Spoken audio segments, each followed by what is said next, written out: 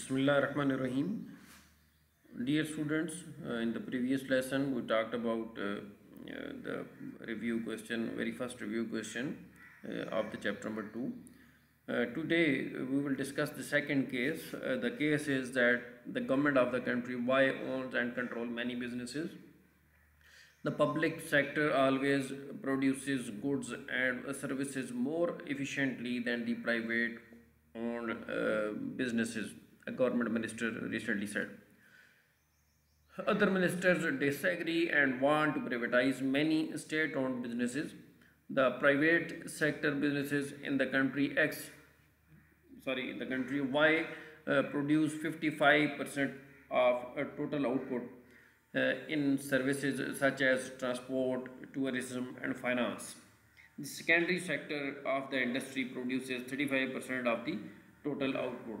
ये केस है जी हमारे पास. केस क्या है? केस ये है कि कंट्री वाई के अंदर गवर्नमेंट जो है वो मुख्तलिफ बिजनेसेस कंट्रोल कर रही है और एक मिनिस्टर साहब जो हैं वो क्लेम कर रहे हैं कि चूँकि पब्लिक सेक्टर जो है वो ज़्यादा एफिशिएंट होता है प्राइवेट सेक्टर की निस्बत, तो ये उसका क्लेम है, जस्टिफिकेशन है, इसलिए गवर्नमेंट जो है वो ज़्यादा बिजनेसेस जो है वो ओन कर रही है, जबकि बाकी जो मिनिस्टर्स हैं उसके इस आइडिया के साथ इत्तफाक नहीं करते और उनका कहना ये है कि गवर्नमेंट को जो स्टेट ओन्ड एंटरप्राइजेज़ हैं, जो गवर्नमेंट की मलकियत में मुख्तलिफ बिजनेसेस हैं, उनको प्राइवेटाइज़ कर देना चाहिए, उनको आम लोगों को बेच देना चाहिए.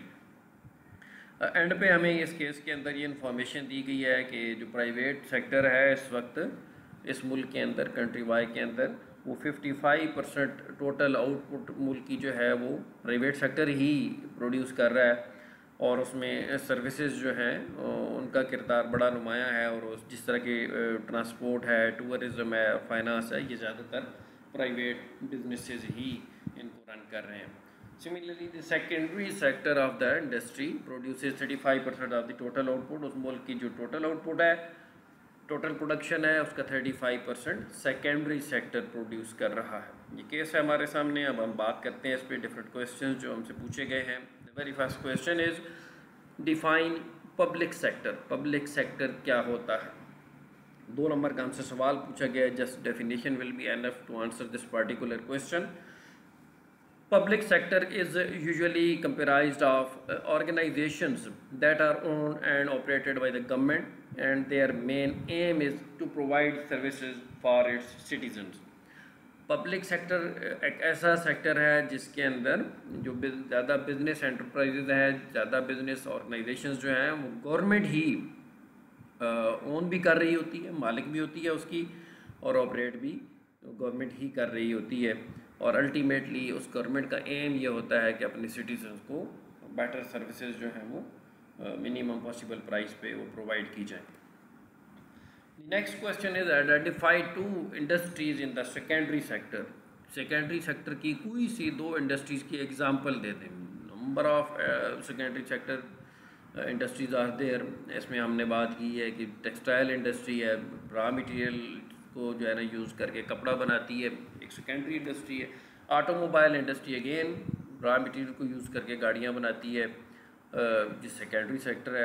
इसी तरह शुगर मिल्स हैं या इस तरह की बाकी जितनी भी फैक्ट्रियाँ हैं, ये सारी की सारी सेकेंडरी सेक्टर के हेड के अंडर ही डिस्कस की जाती हैं.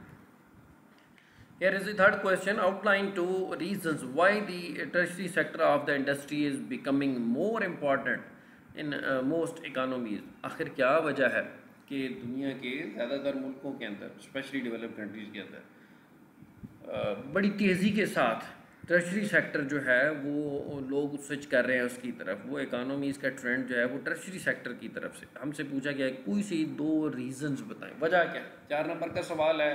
A little explanation will also be needed. The very first reason may be that increased competition in the secondary sector. वक्त गुजरने के साथ साथ सेकेंडरी सेक्टर के अंदर कंपटीशन बड़ी तेज़ी से बढ़ रहा है. स्पेशली पिछले अगर 20-25 साल की बात की जाए तो दुनिया के अंदर चाइना, इंडिया, ब्राज़ील और इस तरह की कुछ और इकानमीज़ हैं जहाँ पे बड़ी तेज़ी के साथ डेवलपमेंट हुई है, जहाँ पे सेकेंडरी सेक्टर ने बड़ी तेज़ी के साथ तरक्की की है. तो इस वजह से जो डेवलप्ड कंट्रीज़ थे जिनकी डोमिनेंस थी सेकेंडरी सेक्टर के अंदर, अब उनकी ये डोमिनेंस जो है उनको बड़े बुरे तरीके से चैलेंज किया जा रहा है। तो इसलिए ये कंट्रीज़ जो हैं वहाँ पे ये इकानमी स्विच कर रही हैं टर्शरी सेक्टर की तरफ। ये एक रीज़न है।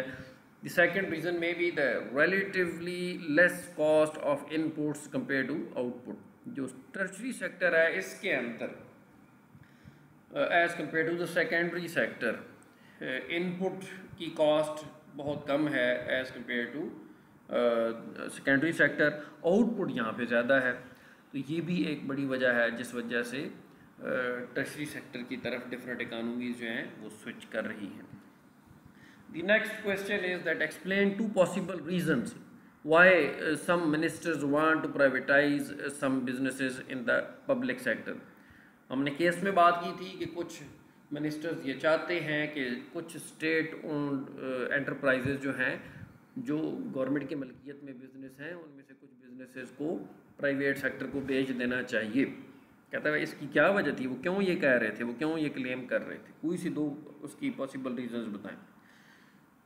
The very first reason may B that the private sector is more efficient. Private sector जो होता है इसमें लोग अपने मुफाद के लिए चूँकि काम करते हैं, इसलिए उनकी कोशिश होती है कि इनपुट मिनिमम हो आउटपुट मैक्सिमम हो, यानी efficiency of the business increases if it is being run by the private sector.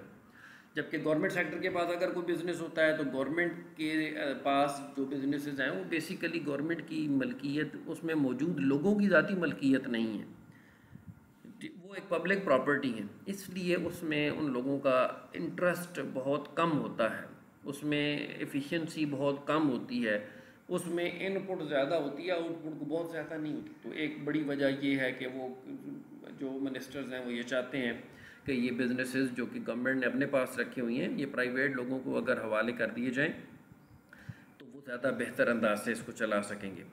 The second reason may be the long term planning.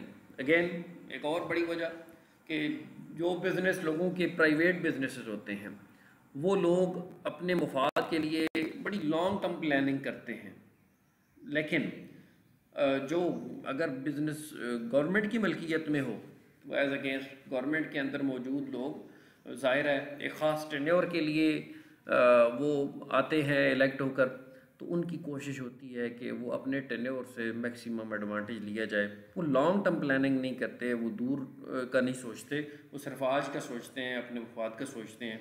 तो ये भी एक बड़ी वजह है जिस वजह से ये मिनिस्टर्स क्लेम कर रहे हैं कि इन बिजनेसेस को अगर एक मुल्क की इकोनॉमी को बेहतर बनाना है तो प्राइवेट लोगों के हवाले कर देना चाहिए। Here is the last question, which is usually an open-ended question.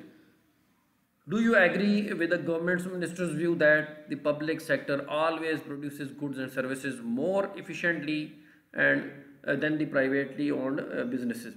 Justify your answer.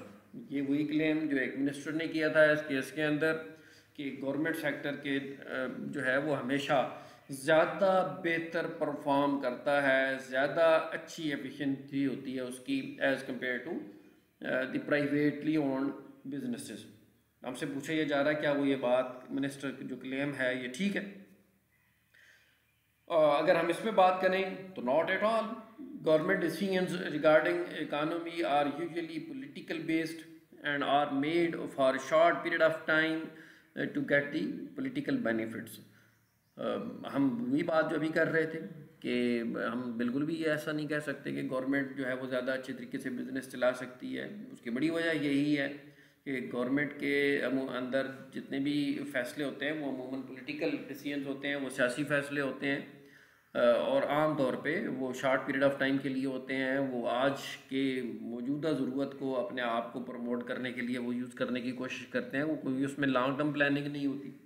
On the other hand owners of the private businesses take their personal interest for their own benefit and they focus on the long term and try their level best to maximize their profits by competing on the basis of efficiency and innovation। जबकि अगर वही business private लोगों के पास हो तो private लोग जो हैं वो अपने ज़ाती मुफाद की खातिर उस बिज़नेस में कीन इंटरेस्ट लेते हैं और उसको ज़्यादा से ज़्यादा प्रॉफिटेबल बनाने की कोशिश करते हैं, और उनका फोकस बड़ा लॉन्ग टर्म के लिए होता है क्योंकि वो चीज़ उनकी अपनी होती है। तो इस लिहाज से हम ये कह सकते हैं कि गवर्नमेंट मिनिस्टर का जो व्यू है वो ठीक नहीं है।